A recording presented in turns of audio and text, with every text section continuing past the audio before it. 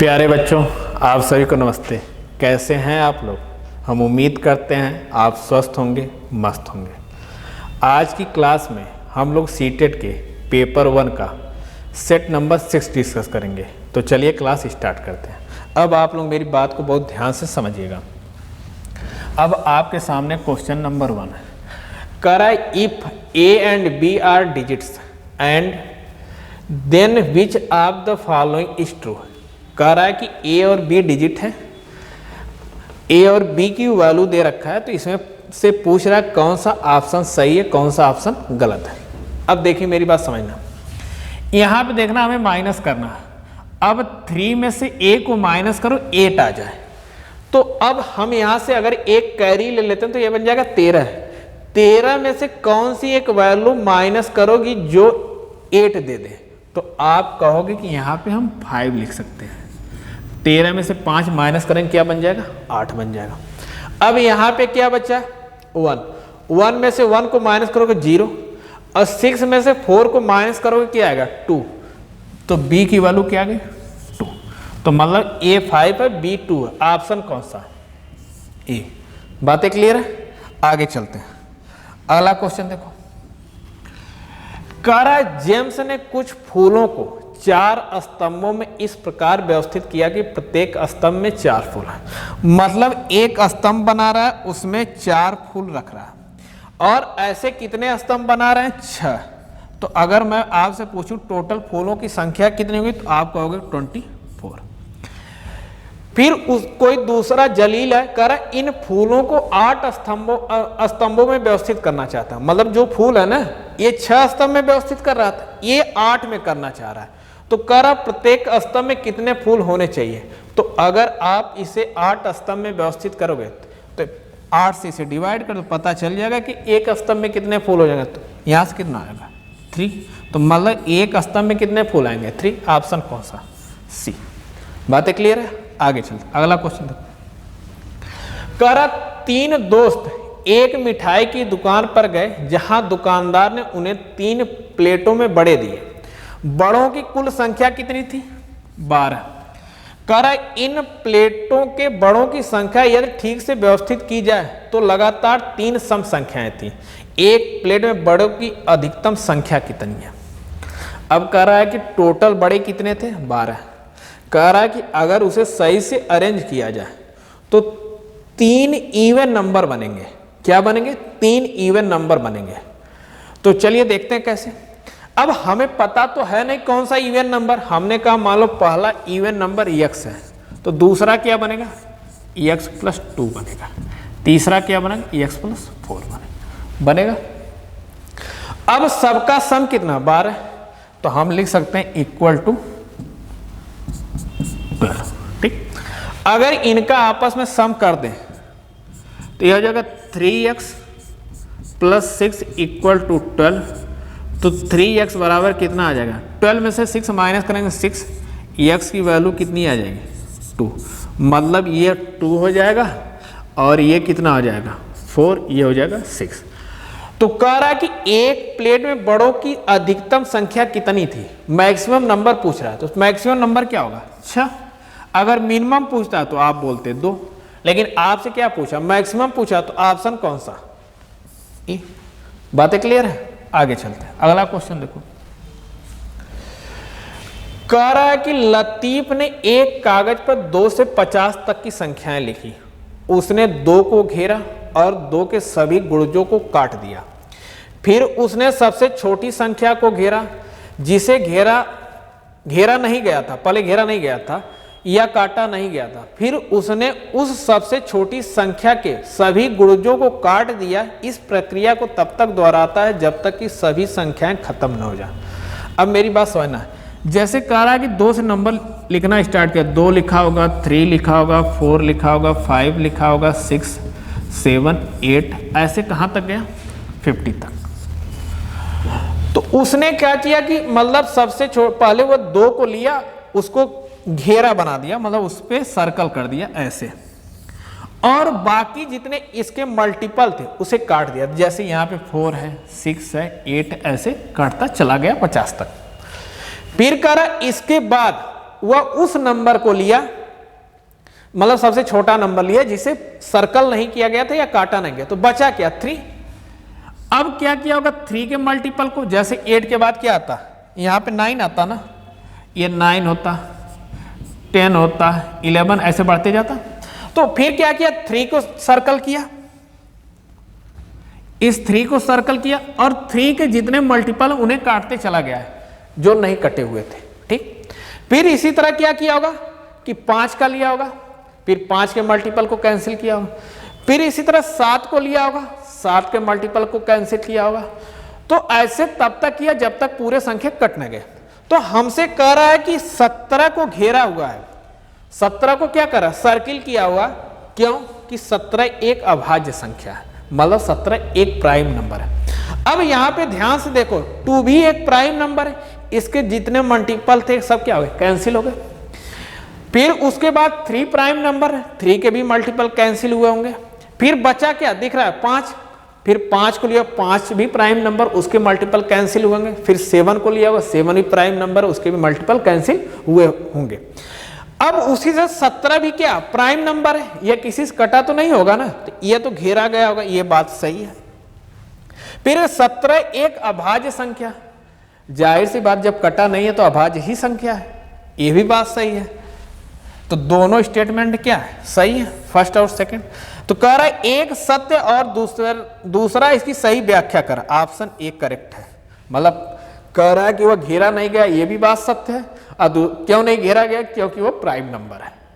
बातें क्लियर है ना, आगे चलते हैं। अगला क्वेश्चन देखो, कह रहा हुन्ना के पास 10 कार्ड है जिस पर 0 से 9 अंक लिखे हुए हैं। वह इन कार्डों का उपयोग करके बिना दोहराव के 3 अंकों की संख्या बनाना चाहती है। यदि उसने 4 और 5 वाले कार्ड का उपयोग किया तो वह 3 अंकों की संख्या बना सकती है जो 9 से विभाज्य। मतलब हमें नंबर बनाते समय यह बात ध्यान रखना है कि ऐसे नंबर बनने चाहिए जो 9 से क्या डिवाइड हो, और दूसरी बात कि वह नंबर 3 डिजिट का होना चाहिए। तो देखो अब कह रहा है कि वह यूज किसका करा, 4 और 5 का। तो देखो 4 5 का यूज करके हम क्या क्या नंबर बना सकते हैं। तो पहला तो हम बना सकते हैं 405, दूसरा बना सकते हैं 504, तीसरा बना सकते हैं 450 और 540, 540, ठीक। फिर हम क्या बना सकते हैं, 9 से विभाजन, 9 का भी यूज कर लो, 9 5 4 9 4 5 9 नहीं 4 9 5 5 9 4, फिर आप बनाओ 4 5 9 5 4 9। कितने नंबर बन गए देखो, 1 2 3 4 5 6 7 8 9 10। कितने नंबर वो बना सकते हैं, 10। अब ध्यान से देखो सब नंबर 9 से डिवाइड होंगे, सब नंबर 9 से क्या होंगे, डिवाइड होंगे। बातें क्लियर है, आगे चलते हैं। अगला क्वेश्चन देखो, करा 3 कप ए बी और सी में निम्नलिखित तरीके से समान आकार के पैडल हो सकते हैं। ए की क्षमता क्या है, 4 कंकड़, बी की क्षमता कितनी है, 6 कंकड़, सी की क्षमता 12 कंकड़।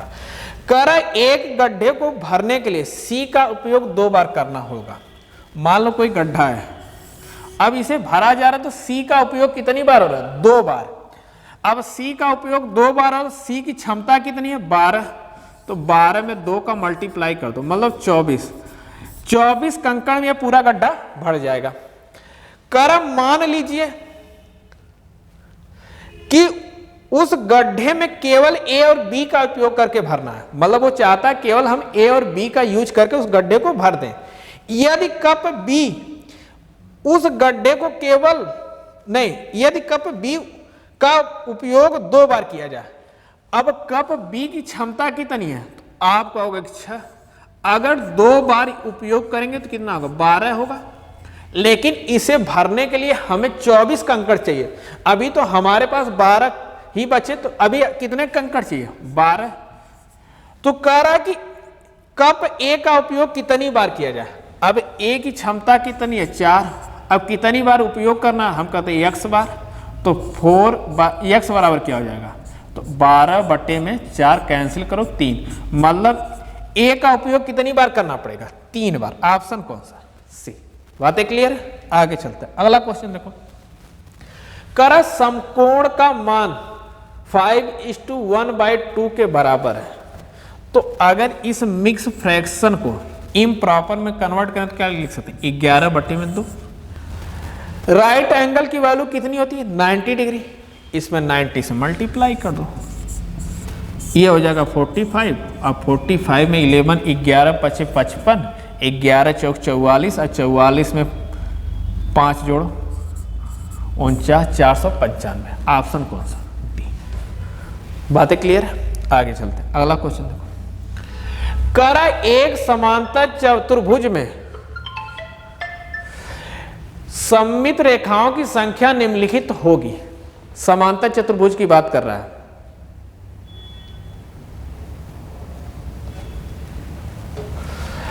अब करा समांतर चतुर्भुज में सममित, हमें लाइन ऑफ सिमेट्री की बात कर रहा है। किसकी बात कर रहा है, लाइन ऑफ सिमेट्री की बात कर रहा है। तो लाइन ऑफ सिमेट्री पैरेलल में, पैरेललोग्राम में तो एक भी नहीं बनती है, तो ऑप्शन कौन सा, 0। बातें क्लियर है, आगे चलते हैं। अगला क्वेश्चन देखो, करा निम्नलिखित गुणों से आकृति पहचाने। करा इसमें इसकी 4 भुजाएं हैं, इसकी कितनी भुजाएं हैं, 4, तो मतलब क्वाड्रिलेटरल कन्फर्म है। और यह एक बंद आंकड़ा, मतलब ये 4 क्लोज है। करा सम्मुख भुजाएं समांतर है, मतलब ये और ये आपस में क्या, और ये दोनों आपस में समांतर है और सभी कोण बराबर। ऐसा कहाँ होता है, तो या तो स्क्वायर होगा या तो रेक्टेंगल होगा, तो ऑप्शन कौन सा, सी।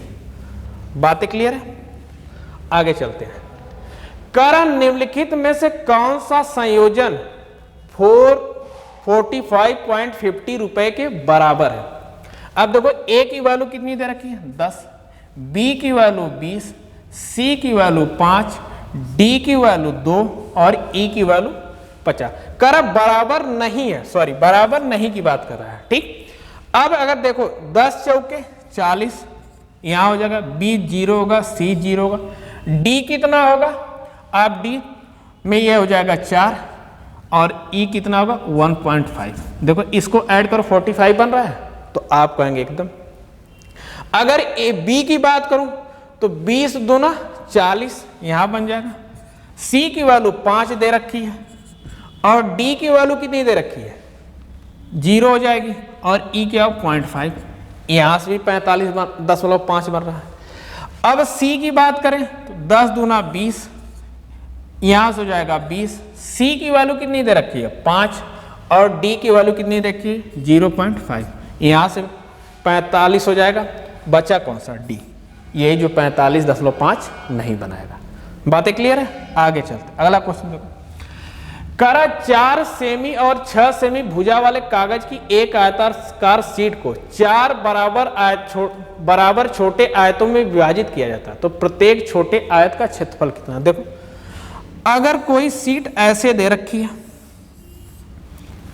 अब कह रहा है कि इसके 4 बराबर भागों में बांटने हैं, तो कह रहा प्रत्येक छोटे पार्ट की हमसे एरिया पूछा है। तो सबसे पहले हम क्या करें, इसकी पूरी एरिया निकाल लें, तो एरिया हो जाएगा क्या 4 × 6 हो गई। अब 4 बराबर भाग में बांट दो, 4 से कैंसिल कर दो, कितनी आ जाएगी 6। ऑप्शन कौन सा, बी। बातें क्लियर है, आगे चलते। अगला क्वेश्चन देखो, करा शिक्षक निम्नलिखित वस्तुओं को तराजू के 2 पलड़ों में इस प्रकार रखने के लिए देता है कि पहली वस्तु पहले पलड़े में और दूसरी वस्तु दूसरे पलड़े में हो। निम्नलिखित में वह सही विकल्प चुने जिसमें पहला पलड़ा क्या होना, भारी होना चाहिए। अब करा पहले पलड़े में आप नोटबुक रखोगे और दूसरे में school bag with all books, तो कौन सा पलड़ा भारी होगा, सेकंड वाला, ये तो हो ही नहीं सकता। करा पहले में एक नोटबुक रखो दूसरे में एक चाक, ये हो सकता है। तीसरा करा पहले में एक जियोमेट्री बॉक्स रखो दूसरे में 5 बुक, ये भी नहीं हो सकता, दूसरा पलड़ा भारी हो जाएगा यहाँ पे। डी की बात करो, यहां एक पेंसिल, दूसरे में ज्योमेट्री बॉक्स, इसमें भी सेकंड वाला पड़ना भारी होगा, लेकिन हमें चाहिए कौन सा, पहला ऑप्शन कौन सा, बी। बातें क्लियर है? आगे चलते हैं, अगला क्वेश्चन देखो। करक एक कक्षा के विभिन्न अनुभाग ए बी सी डी और ई में छात्रों की संख्या निम्नलिखित तालिका में दी गई है। ए बी सी डी कर अनुभाग के किस जोड़े में छात्रों की संख्या के बीच अंतर समान है? हमें इक्वल डिफरेंस देखना है। देखो ए में कितना है 40, सी में कितना दे रखा है 42, डिफरेंस कितने का 2 का। डी में कितना दे रखा है 32, ई में कितना दे रखा है 36, इसमें डिफरेंस 4 का। ये तो हो ही नहीं सकता। ए में यहां पे 40, बी में 43, यहां डिफरेंस 3 का। सी में कितना 42 और डी में कितना 32, यहां डिफरेंस 10 का। ये भी नहीं हो सकता। ए में कितना 40, ई में कितना 36, डिफरेंस कितने का 4 का। फिर करा डी में 32 और ई में 36, डिफरेंस है। ये ऑप्शन कौन सा, सी। इसमें देखो डिफरेंस क्या है, इक्वल है। बातें क्लियर है? आगे चलते, अगला क्वेश्चन देखो। करा प्रथम 5 अभाज्य संख्याओं का औसत। देखो प्रथम 5, अगर प्राइम नंबर की बात करें तो पहला क्या 2, 3, 5, 7 और 11।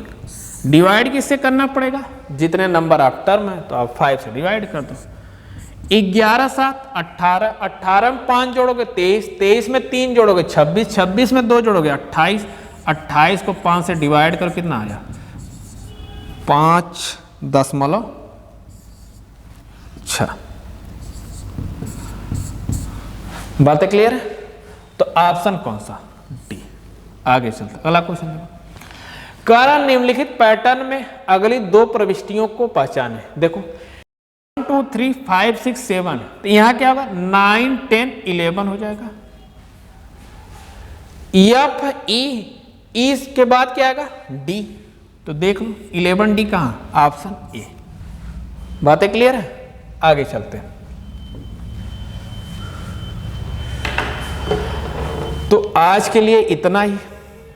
ये वीडियो आपको कैसी लगी कमेंट सेक्शन में जरूर बताइएगा। मिलते हैं आपसे नेक्स्ट वीडियो में, तब तक के लिए धन्यवाद, नमस्कार।